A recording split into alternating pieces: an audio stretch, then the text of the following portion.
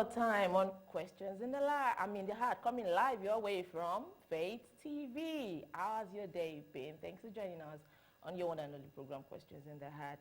We give God praise for what he's doing. Yeah, the Pope resigned. The first resignation in 600 years. Well, for health reasons, I want to employ us to please, he resigned for health reasons. We should please remember him in our prayers, support him in our prayers, and I trust God will make him whole soon. Same-sex marriage. Some say it's a change that the society should adapt to easily. Some said, well, it's a culture that a secular society like this should, imbibe freely and not even think about. Some say, well, is marriage equality? There is nothing about it. Is marriage equality? Is permitted, pardoned. Some of our, lawmakers said it's even going to make the community stronger. What are you saying about same-sex marriage? Is there any other perspective apart from this social and political perspective of same-sex marriage? Is there any other way of looking at this? What are you saying as a person? What is the Bible saying? Tonight, same-sex marriage is our topic. And to ride with us is, I call him a relationship coach. That's a new title for him. He's a man of God that we so much love on Questions in the Heart. Anytime he comes on here, people ask him to come back again because he is impacting lives and affecting people positively. Tonight is going to be the one taking us through this serious topic, same-sex marriage. Is there any other perspective to it? You want to know who my guest is? Don't touch the dial. Don't go nowhere. After this short commercial break, I get you to meet my guest for the night. I'll see you soon.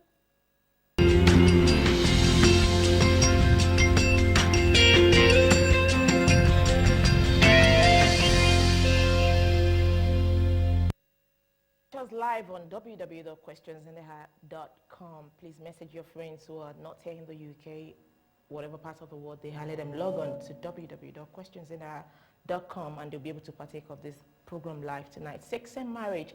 And to ride with us on same-sex marriage tonight is no other but Pastor Dr. JD Modede, the senior pastor of Liberty House. It's an honor having you on the show tonight.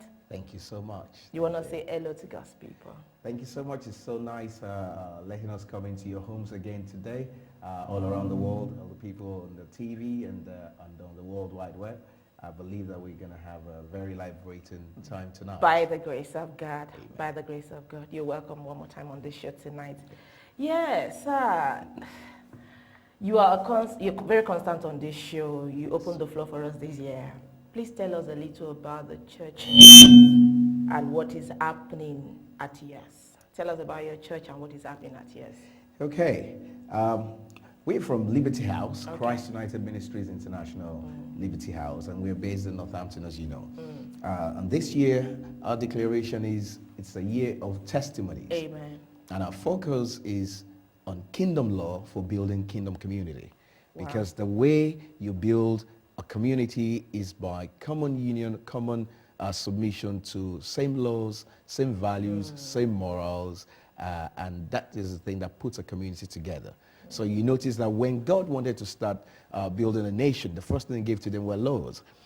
So a community is formed based on you having the same laws, values, and things like that. So we want to be a distinct community that are submissive to the laws of heaven. So the laws of heaven. So that's our focus this year. The kingdom is not an anyhow kingdom. It's not a kingdom where anything goes. No, there are laws that guide effective function of our lives, of everything that we do. Those are what we're talking about. We're not talking about ritual laws anymore. We're talking about principles that you need for effective function. You're welcome on this show tonight. Thank you. Well done. Well, if we assume that marriage is a religious institution, then we are right to conclude that it should not be tampered with by the state. You want me to come again? If marriage is assumed to be a religious, or let me say a spiritual institution, Yeah. then we are right to say, come on, what has it got to do Yeah, that's true. with the state? My first question tonight, sir, is marriage a state institution or a religious institution? Okay. Now, I am not the traditional pastor. I always like to make sure that we use the right terms. Okay. So I might have to break your question down a little Oh, bit. go on, please. Number one, marriage is not a religious institution. Okay. Marriage is a God-owned institution. So when you look at where marriage started in the Bible, Yeah. it precedes religion, it precedes governments, it precedes the church even itself. It was actually the beginning of society itself. So Genesis chapter 1, Genesis chapter 2, that's where marriage started. So there were no religious activity in those areas. There was only a relationship with God. So marriage is a God-ordained covenant relationship between a man and a woman, a lifelong covenant relationship between a man and a woman. Okay. So really, this is where marriage really, the marriage that God, and I told you the last time I was on this program, that the marriage that God witnesses is the marriage of the man of the, Genesis chapter 1 to 3, so that's the one that God is talking about, which is a marriage. Now we have different kind of marriages now, and you can see some of this imagine as well. But when we start talking about religion itself, it's a term that we need to be very, very careful in using. Okay. Religion is a man-made thing. Religion is man's attempt to reconnect back to God. So man is using different kind of attempts. So we have different routes we're trying to get back to God. Back to God. And that's religion. And if you look at the context of the Bible, people talk about Jesus a lot. And when you see Jesus talk about things, Jesus is not talking about any religious activity. In fact, it didn't come to bring a religion. It came to reintroduce back to us what the whole of humanity missed. Wow. We lost a kingdom. Either you're Buddhist, you're Muslim, you're a Christian. One thing that we lost in the beginning was our dominion mandate.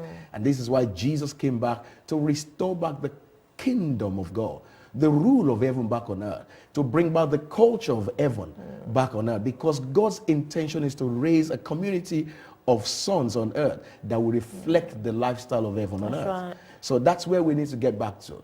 So the Bible says in Matthew chapter 7, for instance, it said a lot of people are saying to me, Lord, Lord, Lord, but I would say I do not know them. Let's just look at that scripture, because it's very important because of religious activity that's going on. You might see a lot of people doing a lot of things, a lot of church activities and all those things. But, Matthew chapter 7, verse 21 says, not everyone who says to me, Lord, Lord, shall enter into religion, no, into the kingdom of heaven, but he who does the will of my Father who is in heaven. So God is not really looking at the activity that we do or the titles. God is looking to those who are obedient to his word. That's right. All those who are under the rule of his word. That's what God is looking at, because God's focus is a kingdom and not a religion. Wow. God's focus is the kingdom and not religion. So what would you say is the stake of the state in marriage, if, as like you said, marriage is God's own institution, and it's not even a religious thing, it's God's own institution. What has the state got to do with God's institution, which is marriage? I think this is where the confusion in our world now is, because when the state begins to tamper with divine institutions and divine laws, then we're going to get to a place where we're going to self-destruct ourselves. Because as I was listening to the very interesting debate in the parliament last 2 weeks or so, and one of the MPs was saying, look, this is beyond our jurisdiction. We shouldn't be touching this because we didn't define this. I'm listening to things like, we want to redefine marriage. You can't redefine what you didn't define in the first place. God defined marriage. And that is why you find that no matter where you go to, no matter what religion, what culture, there's this inherent thing about marriage there, because God started putting it inside of humanity. So it's nature. so that man and a woman marries. So it doesn't matter where they go, they carry it from where, even after the fall, it's still there. So now man trying to get into that really disturbs a whole lot of things. Okay. But now the state has come up with something, and which is what they call civil partnership. This is what I call, when you say marriage is a God-ordained institution, a civil partnership is what they call a man-ordained institution, which legalizes people living together in order for them to be at par or to be able to get certain benefits of the natural institution which is marriage. So, and when we begin to do those kind of things, we will put a lot of confusion in place that the state itself will not be able to take care of. Okay. In the light of that, sir, you know, if marriage, like you said, is God's institution, do civil marriage, you spoke of civil partnership now. Yes. There is civil marriage as well, you know, which is couples going to the registry to be joined together. Does that count in the presence of God, or does we then say, oh, that's the government joining two people together, not God this time, because it's civil marriage? Well, the first thing we need to look at that is you need to the civil partnership they put in place right now legalizes only same-sex marriage for civil partnership. So, and if you look at the Bible, that's not acceptable with God, because that is not natural. We're putting an unnatural thing together. It's against the God-ordained institution. Now, at the same time, the heterosexual as well are pushing that, okay, we don't want to go to marriage. We don't want this commitment of marriage. We don't want this old institution, some of them think. We want to go for civil partnership. So they're trying to really push this and sue the government. I'm not sure they've been able to have a breakthrough on that yet. You know, so you see the confusion is already where purpose. This is what Miles Monroe say all the time. Where purpose is absent, abuse will be the order of the day. What our world is lacking is the absence of the knowledge of purpose, because every time God does something, He does it with purpose in mind. And purpose always defines design of a thing. Okay, so are you saying government joining two people together has got nothing to do with God? Got nothing to do with God. So if today we have Christians saying, you know what, I don't want the elaborate church thing. I just want to have a quiet wedding done and that's it. And they go to the registry, get married. Are you saying before God they are not married? Now, in the marriage, in the context of God, is two people exchanging vows. And when you make a vow, you don't make a vow to a person. You make a vow before God. You make a vow to God. So your vows is more important than your marriage. So every time you think about the vow, that's why God said, I'm not interested in anyone that makes a vow that doesn't. So God said, I witnessed your vow, I witnessed your marriage. But your vows, you don't make a vow to a person. You can only make vow. But you know, for legal reasons, in this world and age, the government won't, most of the time, don't really reckon with the church union. You want to tender documents, tender papers.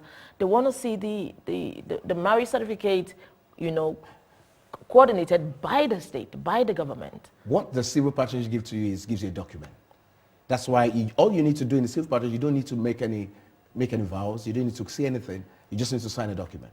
That's what they do there.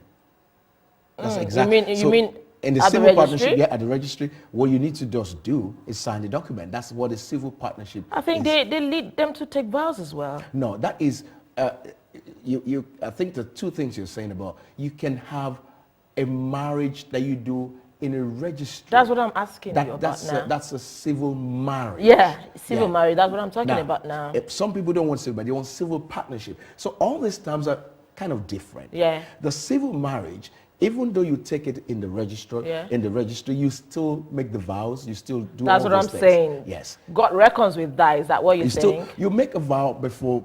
You still say these vows. But it's beyond just saying the vows. It's saying the vows in the context of God, because marriage is supposed to express a covenant between a relationship between Christ and the church. It's supposed to express the character and the nature of God inside of us. So twisting those things as well brings a whole lot of dilemma into it. So it's not every marriage that God witnesses. Okay. So civil marriage is out of it spiritually. Everybody gets married. But is every marriage witnessed by God? No. That's just the end of the So story. God's got to witness a marriage Yes. before it becomes a marriage. That's why. Let me explain in the right context. In the book of Matthew, I think chapter 18 or 19, when they were asking Jesus about divorce, you notice what Jesus said very, very carefully.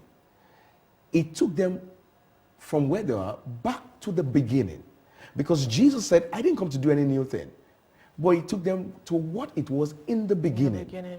Now, what it is in the beginning is the right context of marriage.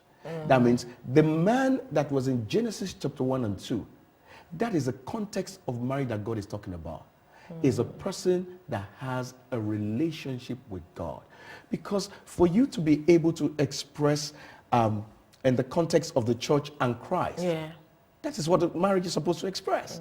Now, if you don't know Christ, how can you love your wife as Christ loved the church? Okay. Which brings us to a whole different kind of world. Exactly. Let's narrow it down to same-sex marriage tonight. Well, the only information possessed by many Christians about homosexuality is two people of same sex, same gender, two people of same gender having sex. However, we know from the study of human behavior that there is a difference between the attraction to a person of the same sex and the practice of sexual act with the same sex. Now, what is your take on homosexuality as an orientation? Some people come saying, hey, come to think of it, it's just me. It's the way I feel. It's the natural feeling with me that I'm attracted to a lady and I'm a lady. Does that make me a sinner? Do I control my feelings? Have I got any power on my feelings, on what I feel? Now, what would you say is the difference between these two? Two people getting attracted to each other and two people of same sex, getting involved in sexual act as an orientation, proper orientation. Thank you so much. I'd like to just speak to our viewers that this topic that we're dealing with is a very, very sensitive topic one, at this time of our days. And this is not to attack homosexuals, but to actually understand its effect on social, cultural, and national development, number one. Okay. To really understand the activity itself and what impact it has on our society. And this is it's going to be a time of really education. What I've found out is that there's a lot of information that's not been properly communicated out to our world based on same-sex marriage or same-sex relationship, homosexuality, or lesbianism. Now, according to number one, same-sex marriage is not a religious issue. Can I say that again? The issue of same-sex marriage is not a battle between religious people and people in those activities. The issue of same-sex is a natural issue. It's an issue with nature. Wow. It's an issue with morality. It's a scientific issue as well. Now, where the faith, now, when you talk about religion, I explained religion before. Now, because people sometimes they might attack it with religion and they just tell you that your religion is not accommodating enough. But that's not the issue here. The issue where faith gets involved is because our faith is got to do with spiritual activity, which always produces morality. But the real issue here is that nature, God created nature with morals inside of it. That's right. There are things that governs nature. There are laws of nature that governs it. Inside nature is built morality. Right and wrong is built in nature. So anything that works against the laws of nature does something to it, becomes immoral and self-destruct. In fact, go a bit further down. God is a God of purpose. That's right. And when God created us, he created us with purpose. And that is why in the beginning, don't go anywhere, just right in the beginning, Genesis chapter 1 verse 27. So God created man in his own image. And in the image of God, he created him, male and female. Now, where he got to the area of marriage, Genesis chapter 2. And the Bible says, for this reason, a man shall leave, verse 24, his father and mother, and be joined to his own wife, and they shall become one flesh. Now, we need to understand that God created man, male and female, for a purpose. That's right. And purpose always, now, let me explain that. Purpose is the reason for a thing. Morality is what governs the function of a thing. That means when there's purpose, morality is needed. Or else, or put it this way, morality actually protects purpose. That's right. Once you begin to tamper with purpose, it becomes a perversion and you produce immorality. So when the Bible talks about things like sexual immorality, it's only talking about the fact that when you leave the natural and you begin to do the unnatural, then you produce something that is beginning to become abominable. And that is why Apostle Paul began to explain this in Romans chapter 1. When he said because people depart from God, they disconnected from God, so God gave them to reprobate mind, and they begin to exchange the natural for the what? For the unnatural. So this is what we need to understand, that purpose or nature is very important, that same-sex marriage is an issue of nature. God created man and woman for a purpose, that the two of them will come together in marriage. Now, when you look at the design as well of the male and the female, it shows to you that they are designed for a reason like that. Apple designed this iPad, and Apple is the one that tells you what this iPad can do. That's right. So Apple gives you what? A manual. Manual. The manufacturer always determines the way its product functions. A product can never tell you how it's meant to function. Wow. In fact, if a product begins to tamper or begin to express the way it wants to function, you find out that it will probably contradict what the manufacturer intended from the beginning. Because only the manufacturer knows what he intended when he was producing it. That is why the manual of a product always belongs to the manufacturer, not to the owner of the equipment. Wow. It's always the document. And they always say, read this manual before you use this. So are you saying Yes. God, who is the creator of all, Yeah. and who is the one that initiates this institution of marriage, won't create anyone that will have these inner feelings against what it should be naturally? Now, let's talk about this issue about, is it natural? Are people born homosexual? Some people claims, that's the way, it's got nothing to do with me. Yeah, I understand That's the way I was made. That's the way I was born. Yeah. Is it my fault that I was created that way? You see, in the course of in my assignment as a coach, a pastor, a trainer, and I speak to people all over the world. I have met with, and I have friends, I know people who are homosexuals as well. Okay. I have mentored people out of being homosexuals. I've ministered to people who have changed, who had homosexual tendencies but changed, and they're straight. What is the source of those tendencies? Now, where is the source? Now, let me come to that, because there's a lot of information out there, and the problem is that there's a lot of things that are not properly communicated, so people have vague and gray information. Exactly. Are people born homosexuals? I don't, and you ask me what's my opinion. I don't have a take on this, but I represent the kingdom. I represent the government of heaven. And from what I've seen from the government I represent, no, people are not born homosexual. Homosexuality is a choice. Now, I need to say that guardedly, because what you need to check out is that there's a lot of research that's been done and still being done. There's been people that have tried to promote it, that people have been born like that, and they've done a lot of research, but they were never theories, they were just hypotheses. So they were never theories. And the people that saw those theories as well as disproved it as well, that no. Because when we checked this as well, we found out that it's not solely true. Because, and some people talked about hormone imbalances as well. Now, they looked at hormone imbalances and said, will this be a cause for homosexual tendencies?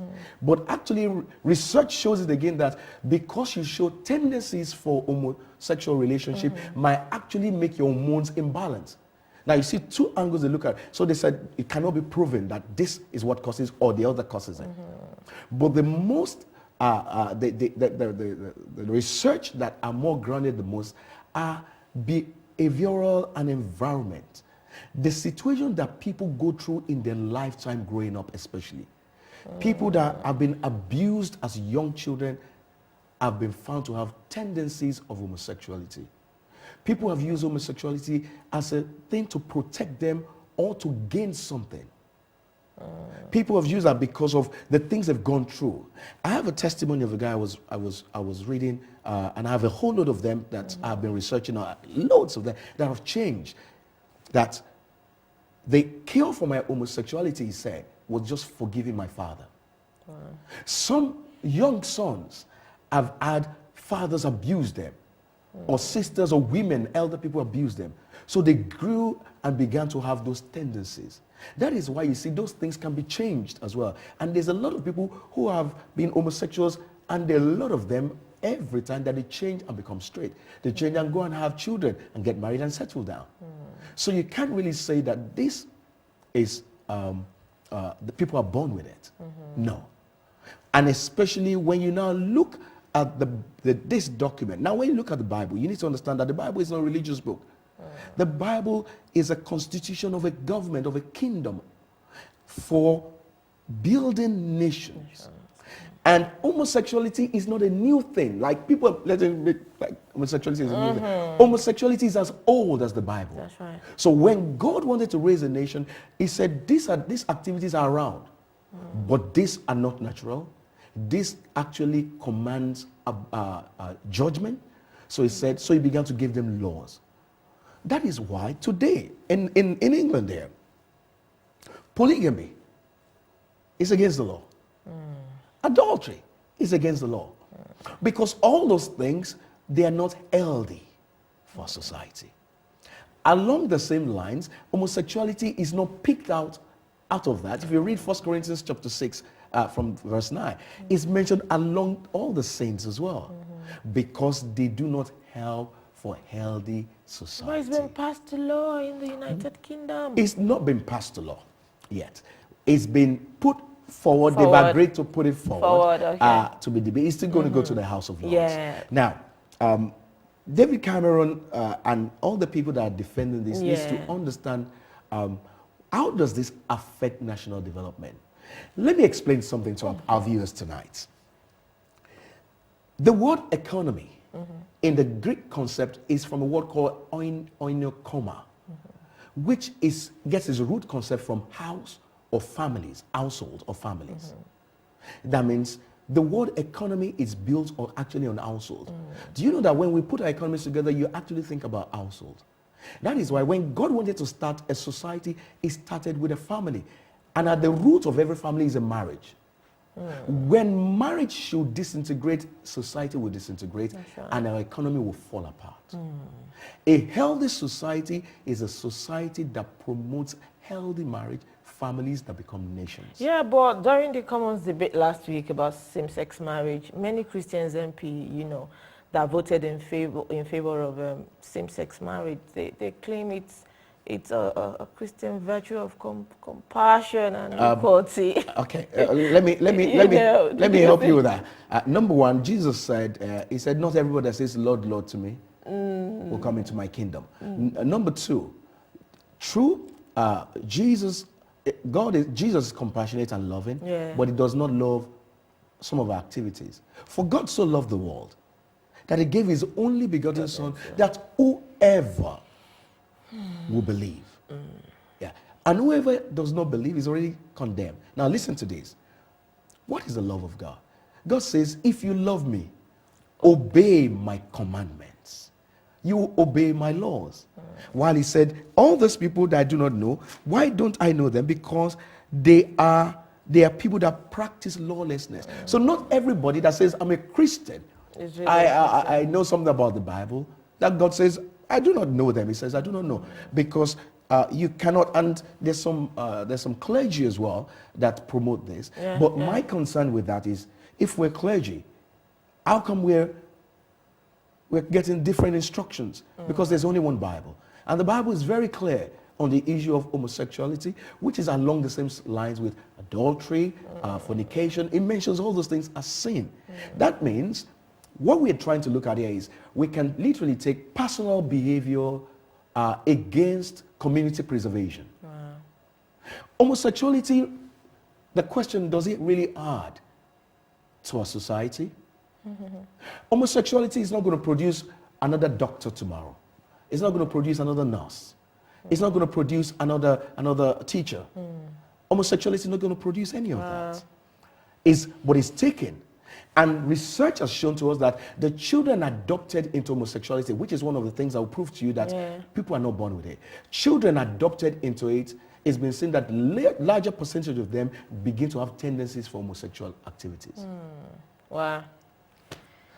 It's educative and informative here tonight on same-sex marriage with Pastor JD Modede.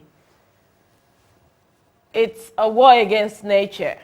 It's got nothing absolutely to do with religion. A law against nature, says Pastor JD Modede. We'll go on a short break, and when we return, our phone line will open. What's your take on same-sex marriage? We'll see you soon.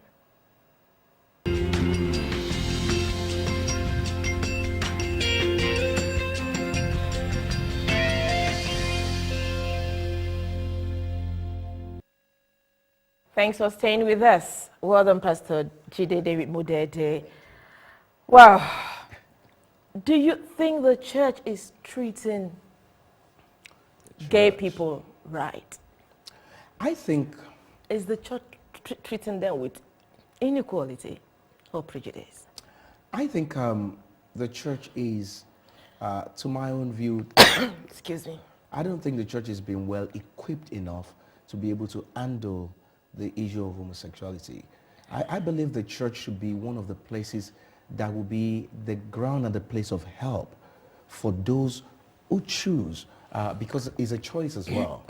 People might have homosexual tendencies and they don't want to come out of it. It's like people have an addiction, people have certain things, and they're doing it because they enjoy it. You see, the thing is that you could be doing something, you know it's against nature, but it's good, you're enjoying, that's what you're doing, you know. But the church is a place that needs to be well equipped to be able to help and counsel people out of this kind of situation. And the church needs to have enough information, understand the principles of it, not from a religious point of view. Exactly. Because if you attack it from a religious point of view, then those people are going to run away. We've had quite a number of people that we've handled like that. I have some people that I'm dealing with just privately, and I'm talking, and they're getting this information and thinking about it and deliberating on it. Because homosexuality is an outward expression of things going on much deeper in a person. And that is why we need to be able to make the Jesus that we now receive, how to minister it with relevance to innermost situation that people are dealing with. Homosexuality is a deep thing inside. A lot of people that have come into contact, and I've read quite a number of articles as well, of a lot of people in homosexual relationships who are not happy, who are depressed, who are, carrying a lot of guilt and hate. But you see, once they keep in click with the same kind of people, then nothing can challenge those things that are deep inside. So this is not the right time for the church to, go against the state or attack the state. I think this is a time that the church needs to be able to bring vital information and educate the state itself on this issue, so that the state does not now come up with things that will actually affect the whole of our society. Okay. So because I think the state is making some decisions that I think they're not taking enough time to think about it. Okay, Yes. in that regard, what do you think the implication of same-sex marriage is going to have on our society if like you said now, the state is taking actions and they're not really, looking deeply into their decisions? What do you think the implication of this would be on the society, or things will just be as normal? You see, one of the, I do leadership development with governments. Yeah. One of the things I tell government officials or leaders of government is that government should pass laws that protect natural laws.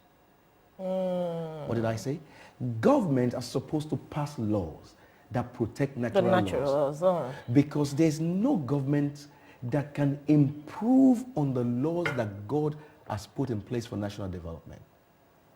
You see, when God wanted to build a nation, he called one person, Moses. All he had was slaves, but God put laws in place because laws are the ways whereby you can promote a culture. Right. That is why if they promote a same-sex marriage into law, it becomes a culture. Isn't it? So it becomes acceptable. Now, have they thought about the implication of this? When we redefine marriage that we didn't define in the first place, what are the implications? And those are the things that the government needs to sit down and really think about and get some people on the table to actually explain some of this. But the real take about this, government needs to pass laws that will protect natural laws because there's no way we can be wiser than the laws that God has put in place. Can I give you examples? There is no civil society that will not want stealing. So the Bible says, thou shalt not steal, thou shalt not kill, thou shalt not covet. Except the state has improved on those laws. Every civil society, every country has their roots, their ends. Either they believe in God, either they accept God. Some people don't even believe God, but they believe those laws, and those laws form the basis of the laws that govern their countries. Wow. So what the state now is now doing is now tampering. And this is where leadership in the context of man begins to be very faulty. When leadership begins to tamper with divine laws, it will self-destruct itself. Wow. So because this is the way nature works. We can have a majority vote and everybody say we don't believe in the law of gravity anymore. And we take a jump from the 20th floor. Law of gravity will ignore your vote. It doesn't matter how many people vote against it. Law of gravity will still be law of gravity. So we begin to perpetrate this. Research has shown, let me show you a few statistics. Do we have some time for this? Yeah, we have. Okay. Now, I have statistics that show here that, one, the rate of diseases because of homosexual activity is higher than heterosexual. Because one is the design. For an homosexual couple to consummate their marriage, if they so wish to do that, that means sexual activity has to come into play. Now, that comes against the design. Okay. Because our rectum has not changed its design and its purpose. It's for passing out waste, germs. Now, when you make it an entry point, it will contact certain things. So Hughes found that the cases of HIV in the 1980s that were homosexual were usually around 75%. As of 2005, he noted that the value in number of HIV patients who were gay were reported at 61%, although the prevalence depends on the country involved. Now, look at others. Syphilis and other venereal diseases. Hughes found that for gay men beyond HIV, syphilis, genitourinary infections, and anal carcinomas were significant. Bacterial vaginosis, cerebral vascular diseases as well, they are very heavy among lesbians. Also, drug and alcohol. As a subgroup, 50% of gays admit to illicit drug use. Lesbians spend more time in bars and drink more alcohol than heterosexual females. Unprotected anal sex is the hallmark. 50 to 60% of male homosexuals have engaged in unprotected anal sex. Casual partners are very rampant. And other characteristics, look at this, suicidation, molestation, violence, were other factors found to be disproportionately higher in homosexual subgroup. Now, these are things that we begin to be very prevalent that we got to look at these statistics. Look at the research that they're doing as well at the moment as well. Because I said something, I said homosexual as well are not going to have new doctors, new engineers. They're not going to have new teachers. No. And there's tendency as well, if homosexuals are given the right to adopt children as well, now those children begin to have homosexual tendencies, and the research has shown that as well. Goes on and on. So this begins to actually, nature begins to self-destruct itself. When nature works again, it will destroy itself. And we're going to have a disintegration in our society. That is why God told Moses, he said, tell the people that he should go and check out all the people that did this, what I did to them, what their results were. One of the places that homosexual and lesbianism and all those activities were very rampant in ages past was Egypt. And you see that Egypt never came back. That's true. It was one of the things that the pharaohs and all those people did quite a lot. You know, those kind of things destroy our society. Now, we don't deny the fact that there are people that are in these activities. Yeah. But and that is why people are trying to justify, because it's not natural. Because naturally, you see, you know, there's an outcry from the natural people against it. However, if those people want to remain like that, well, they can be. The ones that want help, there are actually places that you can go for help. This is the unfortunate thing that they don't talk about. They don't talk about it. You know. They don't talk about it. Good evening. Thanks for calling. We have a caller in the house tonight. Hello? Hello, Lawrence? Hello? Hello, Lawrence. Thanks for calling. Hello, good evening. Good evening. I just wanted to say thank you to Pastor Modede. Okay. I've been listening to the topic, and it's a very good topic as well. And I just wanted to just mention in relation to homosexuality. Yeah.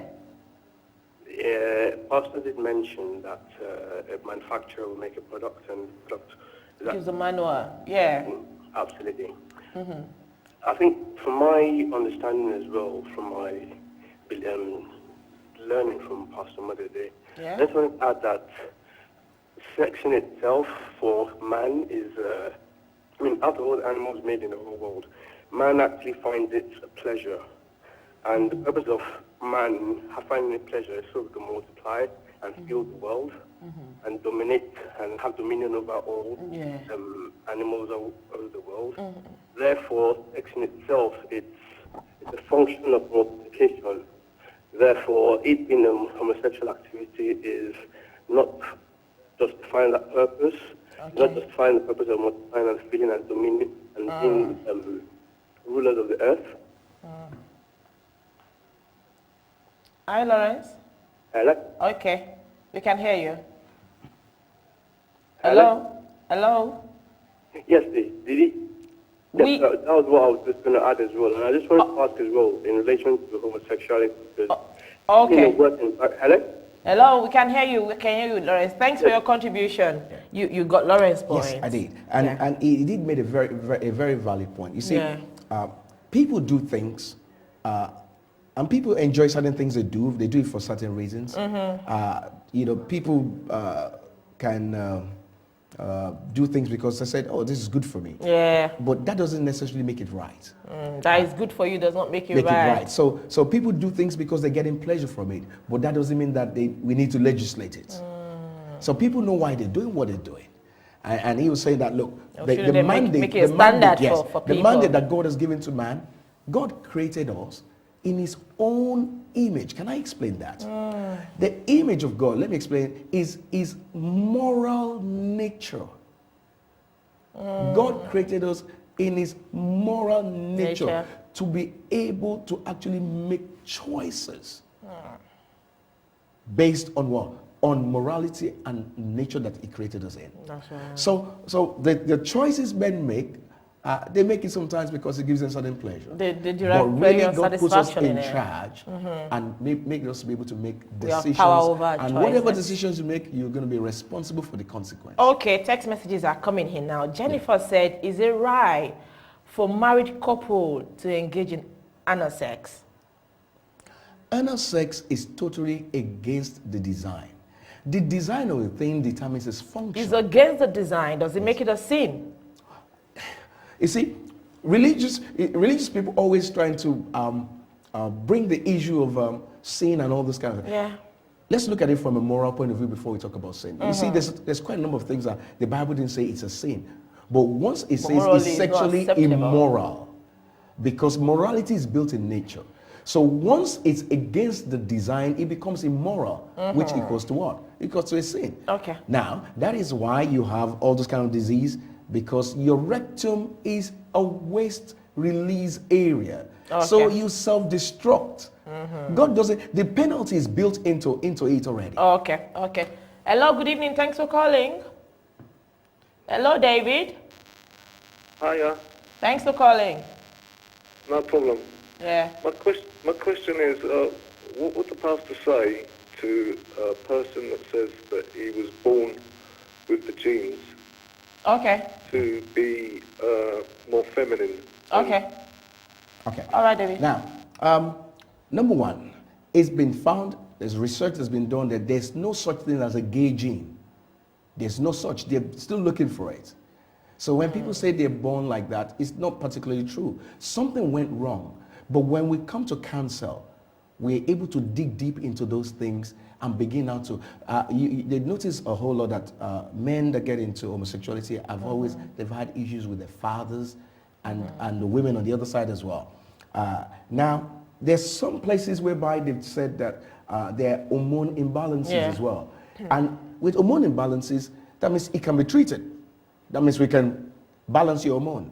But now the problem that we found with that is that the gay community has actually stood against that. They don't want their community to be treated with hormones. With hormones. You know, especially when you have, they want to apply estrogen and things like that. What they found that the gay community has actually stood against that. They don't want the But are people we to going be to call treated. hormonal imbalance a fault from God's side or what? You see, they try to make that a theory for homosexuality. But researchers showed us that that's not true. I used to think so as well. You know, but when I read the you want research to that's been done, if it's it an shows hormonal that imbalance. they've actually found that people that actually go into homosexual tendencies or decide that they make a choice for that, now because of their choice, can actually begin to push their hormones to be imbalanced. So that means it's not hormone imbalances that produces homosexuality, that homosexuality actually can produce imbalances. Wow. So all this is all research that's still going on. Okay, good evening. Thanks for calling. Simon? Hello? Hello, good evening. Thanks for calling.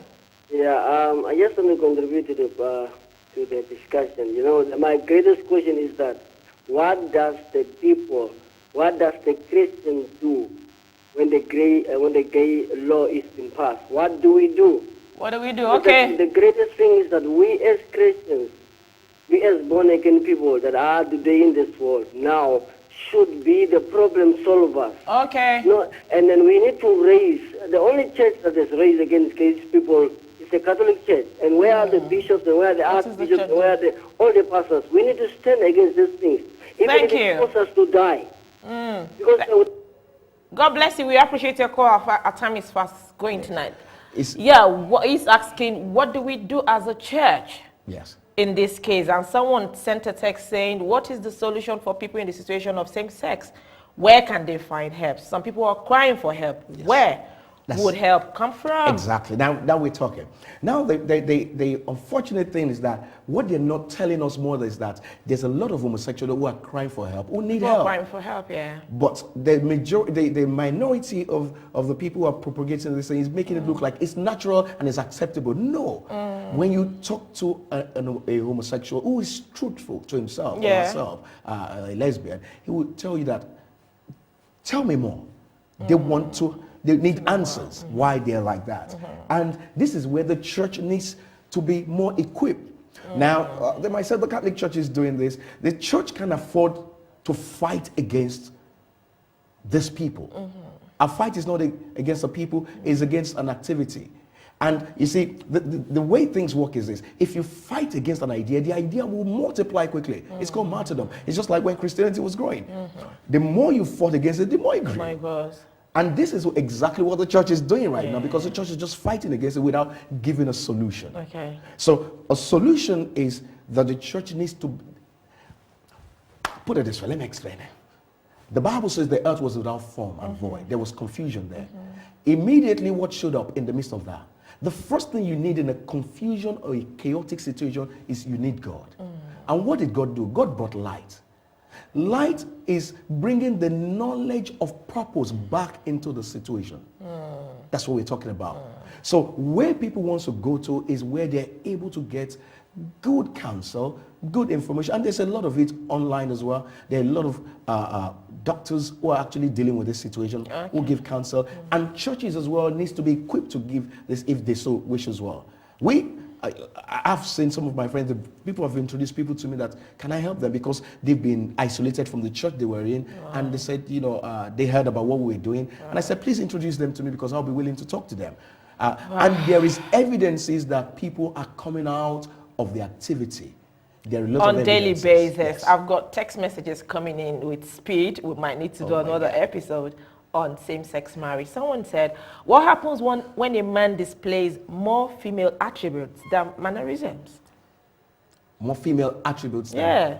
Well, some people actually do that deliberately. Do you know that? Deliberately? Yeah. Because when you go, people actually... it's been proven that people go feed themselves with hormones because they go into activity and they begin to develop all those traits. Yeah. Now, the fact But that for people who it's natural with. there's not such thing that people have natural traits that is against nature. It's not natural. When you see where people are doing that, there's something that they've done. People go into this activity and they go for treatment that promotes against nature. Wow. Now, people go for sex change. People, you see men that now call she-male, but that doesn't change the fact that... Can I give Male you... is a male. Go Pastor JD. Our time is gone tonight. Can I give you a very good... just in closing. The Oh, fact that a man has big breasts doesn't make him a woman. doesn't make him a woman. Okay. We've got messages coming. We've got people on the line. We're coming up. Back to you on this same topic of same-sex marriage. We're doing another episode, I can assure you. Log on to www.questionsintheheart.com for more information. God bless you, Pastor JD Modede, for coming on this show tonight.